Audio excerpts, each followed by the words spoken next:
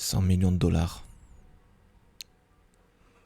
Eh bien, j'aimerais savoir où ils sont passés, ces 100 millions de dollars. Je vais lui faire une offre qu'il ne pourra pas refuser.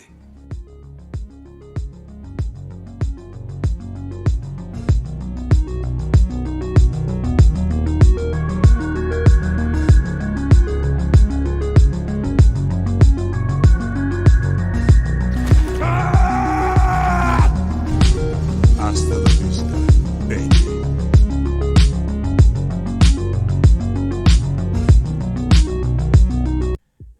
Bon, bien évidemment, 100 millions de dollars, c'est pas non plus un budget faramineux, sachant que avec 80 millions de dollars, apparemment, le film The Creator, que je n'ai toujours pas vu, et a été un petit succès, enfin, d'après les petits retours que j'ai pu avoir. Apparemment, c'est un très bon film.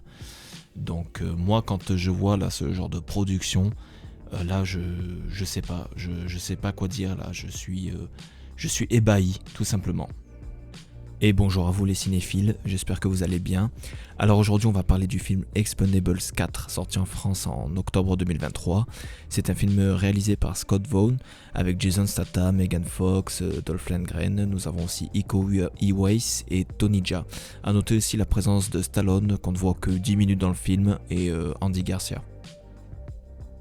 Alors comme je disais en début de vidéo, où sont passés ces 100 millions de dollars de budget ?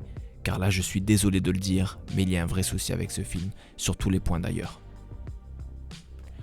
Alors pour aller droit au but, je n'ai pas aimé le film, et je lui donne la note, excusez-moi, ça vous prouve à quel point là je suis à un stade d'énervement assez haut, donc je lui donne la note de 4 sur 10. Je trouve que c'est tout simplement du foutage de gueule, et encore je suis gentil sur la note car sur Allociné, ils n'ont pas été tendres avec le film.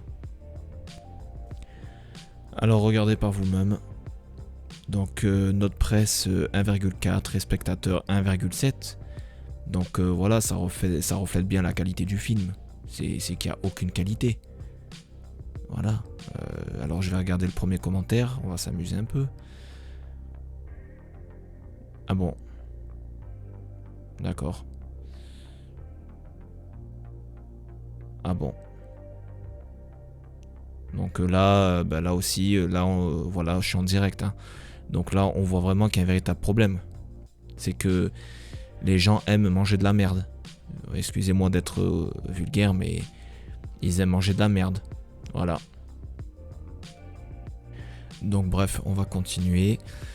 Donc le synopsis du film. Donc interdit aux moins de 12 ans. Donc, une nouvelle génération d'acteurs s'associe aux plus grandes stars de l'action pour Expendables 4. Jason Statham, Dolph Lundgren, Randy Couture, Sylvester Stallone sont rejoints par 50 Cent, Megan Fox, Tony Jaa, Iko Uwais, Jacob Scipio, Levi Tran et Andy Garcia. Nouveaux membres, nouveau style, nouvelle tactique pour ce nouvel opus explosif. Donc même le synopsis vend le film sur le casting, même pas sur l'intrigue du film. Donc déjà ça promet. Donc concernant le casting, je trouve qu'il est beaucoup moins impressionnant que les précédents films. Megan Fox, on s'en cogne, ça n'a jamais été une star badass de film d'action à ce que je sache. Alors que l'Expendables, c'est un peu le concept, dites-moi si je me trompe, c'est la réunion de grandes stars d'action d'antan ou modernes. 50 Cent aussi, on se demande qu'est-ce qu'il fout là le gars, sérieux.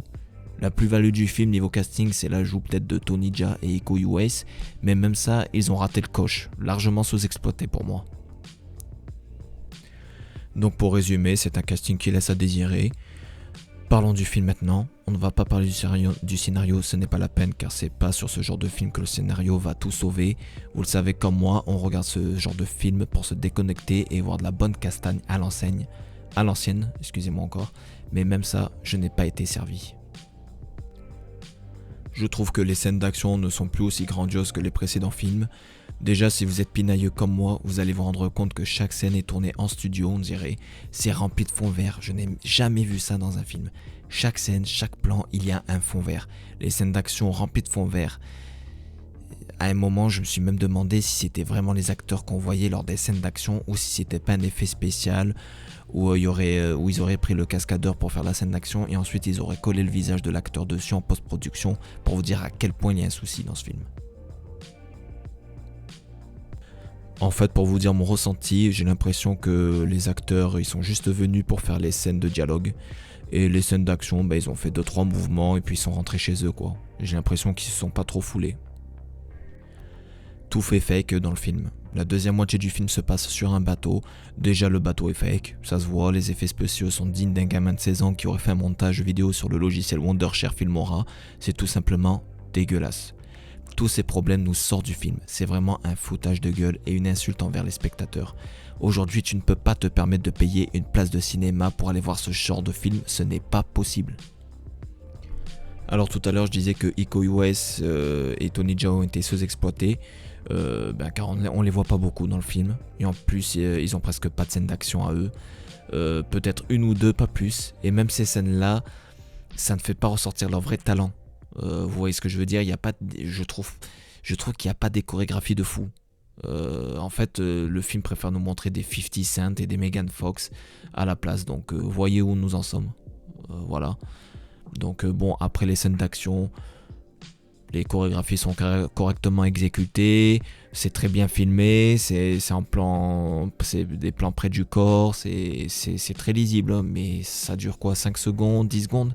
Après, c'est terminé. Donc, non, tu restes sur ta faim.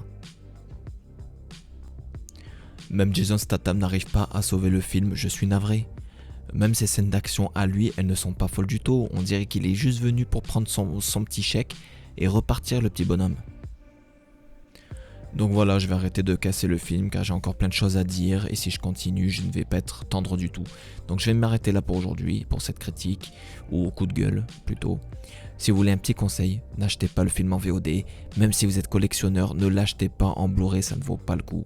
Ce film est une insulte envers les spectateurs et en plus apparemment Stallone travaillerait sur un Expendables 5, et dis donc ça promet. J'espère qu'il va relever la barre car là c'est la décadence totale.